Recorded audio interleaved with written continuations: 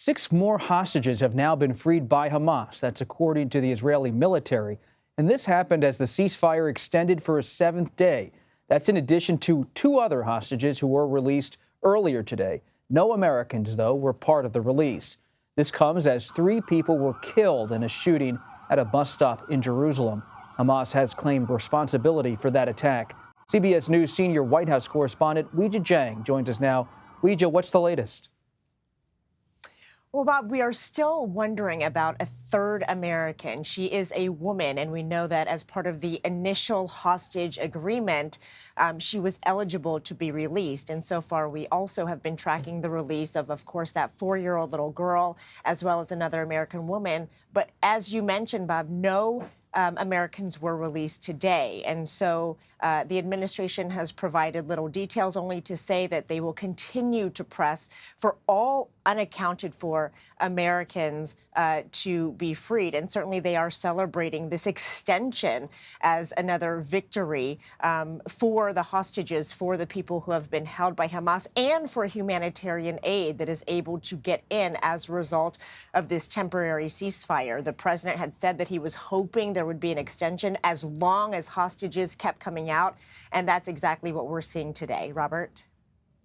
Weijia, Hamas claims responsibility for the attack in Jerusalem. What does that mean for the United States as it approaches this crisis?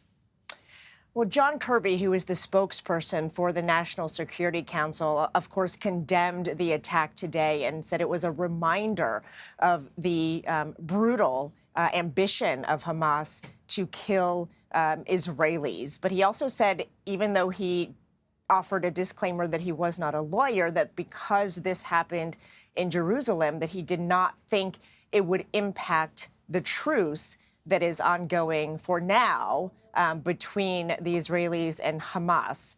And so while they condemned the attack, they did not seem to think it would affect the work that they continue to do to try to get people to safety and more aid into Gaza. And Weijia, what about Secretary of State Antony Blinken? What is he doing behind the scenes and in front of the camera to deal with this issue? Well, he is in Israel right now meeting with officials in Tel Aviv, and he really wanted to send the message again in person that the U.S. believes it is imperative for Israel to minimize the number of civilian casualties and to make sure that Palestinians, if they want to, after the war, are able to return to Gaza. And today I did ask John Kirby whether there would be any conditions put on more aid for Israel. For example, proposals that other Democrats are fighting over right now on Capitol Hill to make sure that Israel commits to a plan to reduce the number of civilian casualties, or that all U.S. weapons supplied are used within the boundaries of humanitarian law. And Kirby basically said no, that the administration was not prepared to attach conditions, and that is not what Secretary Blinken is there to do either, but rather just to hit home the message that, you know, they need to be doing everything they can to reduce the number of civilian deaths. Weijia Jiang on top of this high stakes and fast moving story. Thank you for your reporting.